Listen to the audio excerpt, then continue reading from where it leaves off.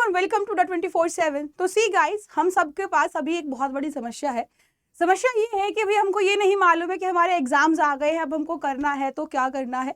आज मैं सोनिया चहल आपको इसी चीज़ के बारे में बताने वाली हूँ कि आपकी जो 30 डेज की अभी स्ट्रैटेजी है वो क्या होनी चाहिए, कैसे आप इन चीज़ों को टैकल आउट करेंगे। सबसे पहले तो एक बार अपनी डेट शीट देखिए ज़रा कि आपका जो एग्ज़ाम है वो आपका 20 फरवरी से शुरू हो रहा है। कब से शुरू हो रहा है? 20 फरवरी से शुरू हो रहा है और ख़त्म हो रहा है आपके 16 मार्च पर। यानी कि आपके पास जो डेडलाइन है वो आपका 20 फरवरी है। अब क्योंकि 20 फरवरी से पहले कुछ दिन पहले, हम एक दो दिन पहले ही बंद कर देते हैं तैयारी वैयारी सभी दूसरे सब्जेक्ट्स की कि भाई हमारे पास डेडिकेटेड एक सब्जेक्ट हो, तो हम यहाँ पे ज़्यादा जो हो सकता है, हम जितना ज़्यादा टाइम दे सकते हैं एक सब्जेक्ट को, 5 डेज का दे सकते हैं। अब उन 5 डेज का गैप हम यहाँ पे भी दे लेते, तो हम लेट कर लेते कि हमारे पास जो टाइम है वो कितना है। आज के टाइम से लेके हमारे पास हो जाएगा कि आज है 14 जनवरी और हम डेडलाइन ये लेते हैं हमारी कि हमको जो है 14 फरवरी से पहले सिलेबस कंप्लीट करना है। आप कहोगे मैम 30 कैसे हो गया? कल को, क्योंकि जनवरी 31 का महीना है, तो आज को छोड़ के कल से आपके 30 डेज जो है शुरू हो जाएंगे। अब हमारे पास 30 डेज है। इन 30 डेज के अंदर बेटा हमको रिवीजन करना है, हर सब्जेक्ट को तैयार करना है। मैं यहाँ पे कोई पर्टिकुलरली सिर्फ बायोलॉजी के लिए नहीं बात कर रही हूँ, यहाँ पे मैं ओवरऑल सभी सब्जेक्ट्स की बात कर रही हूँ कि भाई आप हर सब्जेक्ट के अंदर कैसे एस कर सकते हैं, राइट। क्योंकि हमारे पास सिर्फ एक बायोलॉजी नहीं है, इसके अलावा और भी दूसरे सब्जेक्ट है और एक सब्जेक्ट को हम इतना टाइम नहीं देख सकते कि भाई हम इतना दिन ये कर लेते हैं, ये कर लेते हैं। तो हम मैनेज कैसे करेंगे वो सारी चीजें हम आज जो है इस सेशन में जानने वाले। तो भाई अब क्या करना है? देखो, सबसे पहले तो बेटा अपना स्टडी प्लान बनाओ, टाइम टेबल बनाओ। हमारे पास जो 30 डेज हैं, इस 30 डेज को डिवाइड करो, ठीक है। डिवीजन दो कि मुझे इतना टाइम इस सब्जेक्ट को देना है, इतना टाइम इसको देना है। तो पहले तो एक बार अपना सिलेबस देखो। जब आप सिलेबस देखोगे तो आपको पता चल जाएगा कि कौन सा सब्जेक्ट जो है ज्यादा टाइम टेकिंग है, किसके अंदर ज्यादा सिलेबस है, तो हमको जो है कौन से सब्जेक्ट को ज्यादा टाइम देना है। दूसरा, उसके बाद चैप्टर वाइज देखो कि ये वाला चैप्टर इजी है, ये वाला नहीं है। पहले तो हमको कैसे करना है डिवीजन टाइम का? सब्जेक्ट वाइज, कि इसको ज्यादा टाइम देना है। मान लो फिजिक्स है, मैथ है, ज्यादा न्यूमेरिकल पोर्शन होता है, ज्यादा टाइम टेकिंग है, तो हम ज्यादा टाइम उसको देंगे। जहां पे हम दूसरों को 2-2 घंटे दे रहे हैं, हम उसको 3 घंटे देंगे, ठीक है। तो ये चीज हमको यहाँ पे पहले देखना है। नेक्स्ट हमारा चैप्टर वाइज। अब मान लो बायोलॉजी बात कर लेते हैं, हिंदी इंग्लिश, कुछ ऐसे चैप्टर्स होते हैं जो हमारे लिए बहुत हार्ड होते हैं, तो उस पर्टिकुलर चैप्टर को हम ज्यादा टाइम दे देंगे। उस हमारे पूरे इंग्लिश के टाइम में से एक ज्यादा टाइम किसको जाएगा? फिर हमारा ज्यादा एक डिफिकल्ट वाले को चला जाएगा, राइट। फिर हम चैप्टर वाइज देखेंगे और ये जो हमारा टाइम होगा हम हर चैप्टर को देंगे। देखो, ऐसी बात है, हर किसी के पास में 24 घंटे होते हैं, 48 घंटे किसी के पास नहीं होते, ठीक है। तो मान लेते हैं कि आप 24 घंटे के अंदर 8 घंटे की नींद बहुत ज्यादा होती है। 8 घंटे इज लाइक कि बहुत ज्यादा नींद, ठीक है। और बात ऐसी है कि बेटा अगर हम अपने शरीर को या अपने आप को अभी तकलीफ नहीं देंगे, अब हम अभी मेहनत नहीं करेंगे, तो बाद में जिंदगी आपसे दूसरे वाली मेहनत कराएगी, ठीक है, और जो कि हमको पसंद नहीं आएगी। तो इसीलिए हम इसी टाइम पे, फिलहाल के टाइम पे ही मेहनत कर लेंगे। फिलहाल के टाइम पे ही हमारे शरीर को, हमारी नींद को हम उसके अंदर कमी कर लेंगे, ताकि बाकी जीवन, बाकी जो हमारे आने वाला फ्यूचर है वहां पे हम आराम से सो पाए। कल सोना है तो अभी जाग जाओ वाला हम यहाँ पे कॉन्सेप्ट लगाने वाले हैं, राइट। 24 घंटे के अंदर हमारे पास ये मान लो कि 7 से 8 घंटे बहुत होते हैं आपकी नींद के लिए। और अगर मैं यहाँ पे बात करूं तो आप मान लो कि 3 से 4 घंटे आपका यहाँ पे नहाना धोना, बीच में वॉशरूम जाना, खाना पीना खाना, सारी चीजें इतनी हो जाती हैं। थोड़ा बहुत बीच बीच में आप जाते हो, तो मतलब ये लगा लो ऑन एन एवरेज हमारे पास 12 आवर तो मैं आपके ऐसे ही निकाल देती हूँ। मैं आपको रियलिस्टिक टाइम टेबल बताऊंगी, मैं वो बिल्कुल भी नहीं बताऊंगी जो मिथ्याएं हैं, यानी कि जो आपका पॉसिबल ही नहीं, लॉजिकल ही नहीं है, ठीक है। तो हमारे पास 12 आवर है। अब हमको ये भी पता है 12 आवर के अंदर हम पूरा नहीं पढ़ते हैं। नॉर्मली पूरे दिन के अंदर हम 10 घंटे पढ़ ले, पूरी रात को मिला के तो बहुत हो जाता है, राइट। बट हमको क्योंकि एग्जाम का टाइम देना है, तो हम यहाँ पे क्या करेंगे, इन 12 आवर्स को यूज करेंगे। अब अपना चाहो तो आप इसको 10 घंटे कर लो, 8 घंटे कर लो, जितना आपको करना है आप अपने अकॉर्डिंगली कर सकते हैं। अब हमको करना क्या है? हमको देखो हमारे 30 डेज को डिवाइड करना है। फर्स्ट 10 डेज, नेक्स्ट 10 डेज, उसके बाद नेक्स्ट के 10 डेज। पहले 10 दिनों के अंदर हमको ये देखना है कि हमारे जो इस बुक के अंदर इतना चैप्टर है, ठीक है, इसके अंदर इतना टाइम लगेगा, तो मैं इस चैप्टर को इतना टाइम में रिवाइज कर लूंगा। फॉर एग्जांपल मैं देख लेती हूँ यहाँ पे कि मैं पीसीबी बना लेती हूँ, है ना। पीसीबी, फिजिक्स केमिस्ट्री बायो बना लेती हूँ, ठीक है, और साथ में इंग्लिश और हिंदी। इंग्लिश और हिंदी की अगर बात करूँ तो इन दोनों को अगर मैं एक एक घंटा भी देती हूँ तो मेरा काम चल जाता है, क्योंकि हम यहाँ पे हिंदी और इंग्लिश की कहानियां ही पढ़ रहे होते हैं, ज्यादा कुछ नहीं होता है ना, एक एक घंटा बहुत होता है। अब बात कर लेते हैं पीसीबी की, यानी फिजिक्स के अंदर हमारा न्यूमेरिकल ज्यादा है तो मैं न्यूमेरिक मैथ वाले पोर्शन को ज्यादा टाइम दे दूंगी। लेट कर लेती हूँ मैं 3 आवर देती हूँ इसको, 3 आवर देती हूँ मैं केमिस्ट्री को, और हमारा बायो थोड़ा सा इजी होता है तो मैं यहाँ पे सिर्फ 2 आवर दे रही हूँ बायोलॉजी को। तो मतलब 3 3 6 8 और हमारे 2 इसके 10 आवर हमको पढ़ना है। और बेटा ये तो करना ही पड़ेगा, डू एंड डाई सिचुएशन है, राइट। तो हम क्या करेंगे, हम इस 10 दिनों के अंदर हमारे इस तरीके से टाइम लगा के चैप्टर वाइज देखेंगे कि ये वाला चैप्टर एक दिन के अंदर एक चैप्टर हम कर देंगे, या एक दिन के अंदर इतना हम सिलेबस कर लेंगे, जो भी हमारा 10 डेज के अकॉर्डिंगली होगा, राइट। तो 10 डेज जो है हम बहुत ही रैपिड रिवीजन करेंगे, और इस रिवीजन के अंदर हमको बहुत सी चीजों का ध्यान रखना है।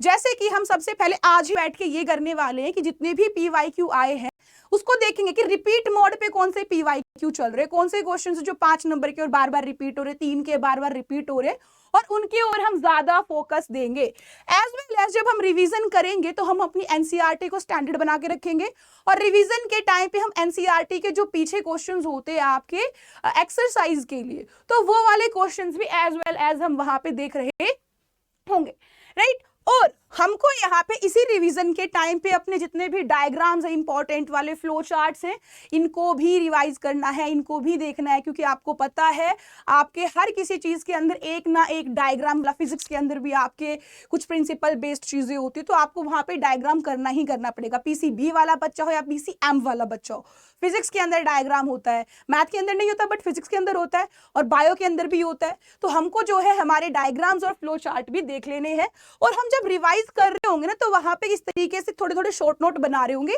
कि हल्का फुल्का डिफाइन कर दे कि हमने एक वर्ड पढ़ लिया तो उस पूरे वर्ड से हमको याद आ जाए कि हाँ जी इसके बारे में छोटा सा 2-3 लाइन के अंदर जो आप उसको डिस्क्राइब कर पाओ कि हाँ ये कहानी है। बट ये नहीं करना, पूरी हमको बुक नहीं छापनी है, जितना शॉर्ट हो सके उतना शॉर्ट लिखो कि भैया हाँ जी ये चीज याद करनी है, ये याद नहीं हो रही तो उसको लिख लो बार बार, और शॉर्ट फॉर्म में लिखो, देखते ही याद आ जाए।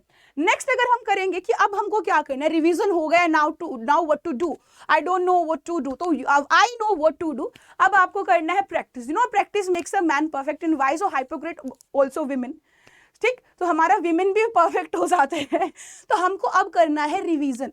देखो जब हम यहाँ पे प्रैक्टिस, जब हम प्रैक्टिस करते हैं ना तो हमको यहाँ पे खुद का इवैल्यूएशन करना है, सेल्फ इवैल्यूएशन करना है कि हाँ मुझे कितना आता है। अब यहाँ पे जब मैं प्रैक्टिस करूंगी, मैं सैंपल पेपर लगाऊंगी, मैं यहाँ पे हमारे 10 ईयर PYQ देखूंगी, तो मुझे आइडिया हो जाएगा ये चीज मुझे आती है, ये चीज मुझे नहीं आती है, यानी कि मेरे को एक तरीके से सेल्फ इवैल्यूएशन हो जाएगा। मान लो अगर हमारा सेल्फ इवैल्यूएशन ऐसा है कि मुझे तो सब कुछ ही आता है, then repeat, then revise again, practice again, लिख के देखना। बट अगर आपके पास ये है कि भाई अभी भी कुछ चीजें हैं जो मेरी क्लियर नहीं हुई है, तो हमारे पास अब भी टाइम है, हम नेक्स्ट डेज के अंदर फिर से कवर अप कर लेंगे। तो अब हमारे पास यहाँ पे 2 तरीके के बच्चे निकल के आएंगे अगले 10 दिनों के अंदर, कि कुछ तो ऐसे जिनको कुछ सब्जेक्ट चीजें नहीं आ रही होंगी, कुछ को जो आ रही होंगी। तो जिनको आ रही होंगी वो ज्यादा फोकस करेंगे अब दोबारा से अपने रिवीजन के ऊपर, वही फर्स्ट 10 डेज वाला रूल लगाना, ठीक है। और ज्यादा टाइम यहाँ पे आपको उस चीज को देना है जहां पे नीडेड है, जैसे कि फिजिक्स और मैथ, राइट। और अगर मैं बात करूं यहाँ पे अभी जो है ना टास्क ये है कि हमको एक तो लिख के देखने की प्रैक्टिस करनी है। जब हम रिवाइज कर रहे होंगे हम लिख के रिवाइज करेंगे, हम बुक से रिवाइज नहीं करेंगे, हम कंसेप्ट उठाएंगे और उसके बारे में हमको कितना आता है वो लिख के देखेंगे। क्योंकि हम जब लिखते हैं ना तो लिखने के बड़े फायदे हैं, एक तो हमको याद ज्यादा लंबे टाइम के लिए होता है, दूसरा चीज जब हम लिखेंगे तो एग्जाम के अंदर हमारी जो प्रैक्टिस होगी वो हो जाएगी, हम ना टाइम से रन आउट नहीं होंगे। जब आपको फिर बोलते मैम ये रह गया वो रह गया, वो रहेगा नहीं, प्रैक्टिस हो जाएगी। दूसरा सलीका आ जाएगा, लिखना कैसे है। जब आप लिखना सीख जाओगे ना तो आपके पास एग्जामिनर ना ऐसा बढ़िया सा लिखोगे, एग्जामिनर खुश होगा, बहुत सारे नंबर देंगे, ठीक है। तो ये चीज भी हमारी यहाँ पे हो जाएगी। अब यहाँ पे देखो लिखा है मैंने कि learn along with your pen and notebook, write more, और इसी से हमारा way to write for exam भी आ जाने वाला है। तो यहाँ पे हमारे 30 डेज होते हैं कंप्लीट। एक बार हम फाइनल एक चीज और देख लेते हैं, यहाँ पे फाइनली एक चीज और देख लेंगे यहाँ पे। अब डेट शीट देखो, अब हो जाते हैं कई बार कि हमारे जो कंसेप्ट से हो सकता है एक आधा किसी बुक से किसी सब्जेक्ट से कोई रह गया है। अब हमारे पास अब भी दिन बाकी हैं, अब भी दिन बाकी है। पहली बात तो हमने वहां पे 14 फरवरी तक लिया था, तो यानी कि हमारे पास 3-4 दिन और हैं। 14 फरवरी तक लिया था तो हमारे पास 20 तक आने के लिए अभी भी 5 दिन है। यहाँ पे इससे पहले 5 दिन है, तो आपका जब 20 फरवरी से जो पहले के 5 दिन होंगे, तो ये मान लो 18 और 19 20 को तो पेपर है, 18-19 को आप क्या करने वाले हो, वो तो आप डेडिकेटेड हिंदी और इंग्लिश को दे दो, एक दिन हिंदी एक जो भी है, वैसे यहाँ पे काफी दिन है, ठीक है। अभी भी आपके पास 3-4 दिन है, उस 3-4 दिन के अंदर वो टॉपिक्स कवर कर लो।